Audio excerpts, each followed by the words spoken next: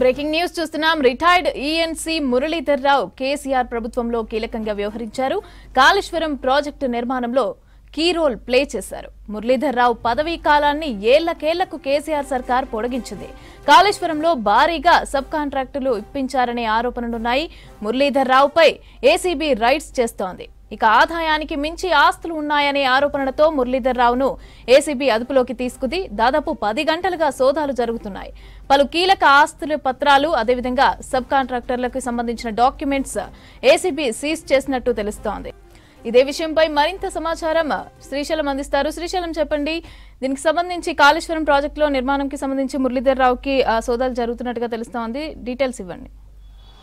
Kaleshwaram project నిర్మాణం ప్రారంభం నుంచి మొదలు పెడితే చివరి వరకు కూడా ఆ ప్రాజెక్టులో అప్పుడు ఈఎన్సీగా ఉన్నటువంటి మురళీధర్ రావు కీలక పాత్ర పోషించారని చెప్పుకోవచ్చు. ఈఎన్సీ జనరల్గా ఉంటూ అప్పుడున్నటువంటి అప్పటి సీఎం అదేవిధంగా అప్పటి ఇరిగేషన్ మంత్రి తర్వాత అన్ని అధికారాలు కూడా ఈఎన్సీగా జనరల్గా ఉన్నటువంటి మురళీధర్ రావుకే ఉండేవి. ఆయన చెప్పిందే వేదమన్నట్టుగా డిపార్ట్మెంట్లో నడిచేది. జలసౌధ నుంచి ఒక్క సమాచారం కూడా బయటకు వచ్చేది కాదు. ఈ ప్రభుత్వం నుంచి ఆదేశాలు రావడమే సరి ఈఎన్సీ మురళీధర్ రావు దాన్ని అమలు చేసేవారు. ఎందుకు ఏమిటి అని పైన వాళ్ళకి చెప్పడం కానీ, లేకపోతే ఇది తప్పు జరుగుతుంది, లేకపోతే దీంట్లో లోపాలు ఉన్నాయి అనే అంశాలను మెన్షన్ చేయడం కానీ అట్లాంటి అలవాటు లేదన్నట్టుగా ఆయన వ్యవహరించినట్టుగా తెలుస్తోంది. దాంతోనే ఏదైతే ప్రభుత్వం ఇచ్చినటువంటి అధికారంతో అప్పుడు కాళేశ్వరం ప్రాజెక్టులో కీలకంగా వ్యవహరించారు. ఎట్లాంటి బిల్ పాస్ కావాలన్నా చెక్ మీద అంటే చెక్ పవర్ కూడా ఈయనకే ఉండడంతో ఏ చెక్ మీద సంతకం పెట్టాలన్నా ఏ బిల్ ఆపాలన్నా కూడా మొత్తం మురళీధర్ రావే చూసుకునేవారు. దీంతోనే ఆయన ఇదే అదనుగా భావించి అక్రమ ఆస్తులను కూడా కూడబెట్టినట్లు ఏసీపీ గుర్తిస్తోంది. ఈ ఉదయం నుంచి కూడా సోదాలు కొనసాగుతూనే ఉన్న నేపథ్యంలో జహీరాబాద్తో పాటు హైదరాబాద్లో కూడా ఈ సోదాలు కొనసాగుతున్నాయి. అటు కరీంనగర్లో కూడా సోదాలు జరుగుతున్నాయి. అయితే అప్పుడు ఈఎన్సీగా ఉన్నటువంటి మురళీధర్ రావు వ్యవహారం అంతా కూడా ప్రభుత్వం చెప్పినట్టుగా నడుచుకున్నట్టుగా తెలుస్తుంది. అయితే దాంట్లో భాగంగానే ఈఎన్సీ మురళీధర్ రావు అక్రమంగా ఆస్తులు కూడబెట్టినట్టు తెలుస్తుంది. కాళేశ్వరం ప్రాజెక్టులకు సంబంధించి సబ్ కాంట్రాక్టులు భారీగా ఇచ్చినట్టు తెలుస్తుంది. అంటే ఒక గుత్తేదారు టెండర్ దక్కించుకున్న తర్వాత దాని పనుల నిర్వహణ కోసం వివిధ విభాగాలుగా విడగొట్టి దాన్ని సబ్ కాంట్రాక్టులు అప్పగిస్తూ ఉంటారు. అయితే దీనిలో కూడా అప్పుడు ఈఎన్సీగా ఉన్నటువంటి మురళీధర్ రావు చేతివాటం ప్రదర్శించినట్టుగా తెలుస్తోంది.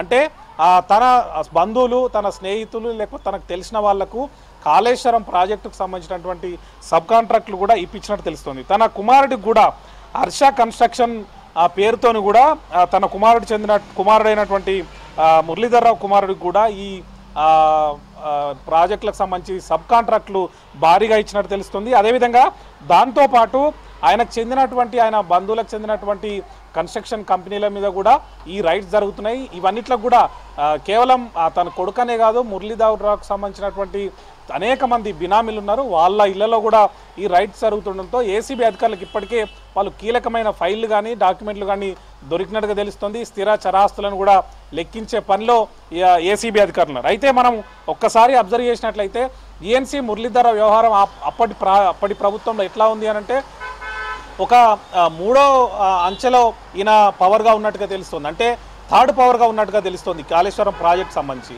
గతంలో మామూలుగానే కాళేశ్వరం ప్రాజెక్ట్ సంబంధించి ఇప్పటికే ఎట్లాంటి మంత్రివర్గ ఆమోదం కానీ క్యాబినెట్ ఆమోదం కానీ లేకపోవడంతోనే ఇదంతా జరిగిందని చెప్పి ఇప్పటికే ప్రభుత్వం ఒకవైపు చెప్తున్న నేపథ్యంలోనే అప్పుడు ఎట్లాంటి ఆధారాలు లేకుండానే కేవలం మౌఖిక ఆదేశాలతోనే అనేక పనులు ఈ మురళీధర్ రావు చేసినట్టుగా తెలుస్తోంది. అదేవిధంగా కాళేశ్వరం ప్రాజెక్టులో ఎట్లాంటి ప్రోటోకాల్ కూడా లేకుండానే ఇరిగేషన్ ప్రిన్సిపల్ సెక్రటరీ ఉంటారు, ఇరిగేషన్ సంబంధించినటువంటి సెక్రటరీ ఉంటారు, వాళ్ళందరినీ కాదని కేవలం మురళీధర్ రావే మొత్తం కీలకంగా వ్యవహరించారు. ఆయన కన్సర్న్లోనే పూర్తిగా కాళేశ్వరం ప్రాజెక్ట్ సంబంధించిన సబ్ కాంట్రాక్టులు అన్నీ కూడా ఆయన కన్సర్న్లోనే జరిగినట్టుగా తెలుస్తుంది. అదే కాదు పాలమూరు రంగారెడ్డికి సంబంధించినటువంటి దాంట్లో కూడా ఈయన కీలకంగా తనకు సంబంధించిన వాళ్ళందరికీ కూడా సబ్ కాంట్రాక్టులు ఇప్పించినట్టు తెలుస్తుంది. ఇందులో ఇంకో కీలక విషయం ఏంటంటే ఉమ్మడి రాష్ట్రంలోనే ఆయన పదవి కాలం అయిపోయింది. అప్పుడు పాత కాంగ్రెస్ గవర్నమెంట్లో కూడా కొద్ది రోజులు పనిచేశారు. అయినప్పటికీ కూడా అప్పుడు 2014లో కొత్త ప్రభుత్వం వచ్చిన తర్వాత అప్పటి ప్రభుత్వం ఈయన పదవీ కాలాన్ని ప్రతి సంవత్సరం పొడిగిస్తూ వచ్చింది. దాదాపు 13 ఏళ్ల పాటు రిటైర్ అయిన తర్వాత పనిచేసినట్టుగా మనకు తెలుస్తోంది.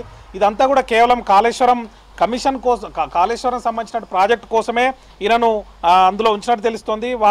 వాళ్ళు చెప్పినట్టుగా చేయడం కోసం వాళ్ళు ఏం చెప్తే అది చేసే విధంగా ఎట్లాంటి నిబంధనలు అనేవి కూడా పక్కన పెట్టి మరీ చేసే విధంగా ఈయన నియమించడంతో కిందున్నటువంటి ఈలు కానీ డిఈలు కానీ ఏఈలు కానీ ఈఎన్సీ మురళీధర్ రావు చెప్పినట్టుగా ఖచ్చితంగా చేయాల్సి వచ్చేది. దీంతో ఇబ్బంది అనేది ఉన్నప్పటికీ కూడా అట్లాంటిది ఏది కూడా కింది స్థాయి అధికారులు ఎక్కడ కూడా ఆయనకు ఎదురు చెప్పే పరిస్థితి కూడా లేకుండా పోయింది. ఎందుకంటే అప్పటి సీఎం అదేవిధంగా ఇరిగేషన్ మినిస్టర్ కూడా ఈయన పేరే చెప్పడంతో ఖచ్చితంగా ఈయన కనుసన్నల్లో పనిచేయాల్సిన పరిస్థితి అప్పుడున్నటువంటి ఇంజనీర్లకు కానీ తలెత్తింది. దీంతో చాలామంది కూడా ఇది తప్పని తెలిసినప్పటికీ కూడా దాన్ని తప్పు అని చెప్పలేని పరిస్థితిలో ఉండిపోయారు.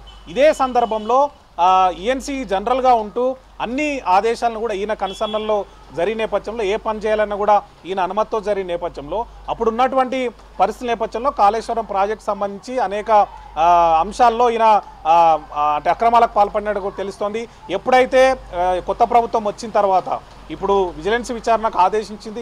విజిలెన్స్ విచారణలో ఈ మురళీధర్ రావు పేరు కూడా ఉంది. దాంతో ఈ ఏసీబీ ఎప్పుడైతే విజిలెన్స్ రిపోర్ట్లో ఎవరి పేర్లు అయితే ఉన్నా వాళ్ళందరినీ కూడా వాళ్ళ మీద ఫోకస్ పెట్టింది. ఇందులో భాగంగానే పెద్ద అంటే మన భాషలో చెప్పుకుంటే ఇది ఒక పెద్ద రైడ్ అని చెప్పుకోవాలి. ఎందుకు అంటే మిగిలిన ఆఫీసర్లు ఇప్పటి వరకు 100-200 కోట్లు దొరికిన నేపథ్యంలో ఇది అంతకంటే ఎక్కువ ఉండొచ్చు అనేటువంటి ఒక చర్చ అయితే సాగుతుంది. ఎందుకంటే అందరికంటే కూడా మోస్ట్ పవర్ఫుల్గా ఉండి ఈఎన్సీ జనరల్గా ఉంటూ ఆయన అన్ని ఆయన కన్సల్ట్ జరిగిన నేపథ్యంలో ఈయన దగ్గర మరింత ఆస్తులు ఎక్కువ బయటపడేటువంటి అవకాశం ఉందని కూడా తెలుస్తున్నారు.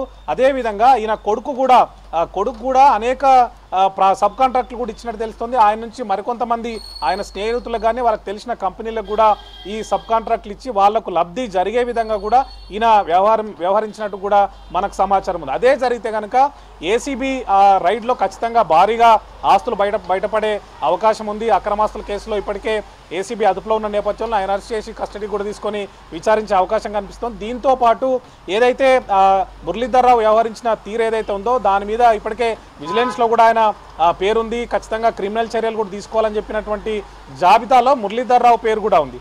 దాంతోపాటు ఇటీవల కాళేశ్వరం కమిషన్ కూడా ఈయన విచారించింది. ఆ సందర్భంలో ఎక్కడ కూడా ఇది నేను చేసినట్టు కానీ లేకపోతే ఇది ఇట్లాంటి సందర్భంలో జరిగింది అనేటువంటి అంశం ఎక్కడ కూడా చెప్పలేదు. కేవలం నాకు తెలీదు, మర్చిపోయాను అనేటువంటి రెండు సమాధానాలు తప్ప ఇంకా ఏ సమాధానం కూడా ఆయన చెప్పలేదు. దీంతో కూడా ఏసీబీ ఈయన మీద కీలకంగా దృష్టి పెట్టి చెప్పుకోవచ్చు. అందులో భాగంగానే అన్ని రకాలుగా చూసిన తర్వాతనే ఈరోజు పక్కా ప్లానింగ్తోని రైడ్ చేసింది. దీంతో ఇంకా సోదాలు కొనసాగుతూనే ఉన్నాయి. మమతా.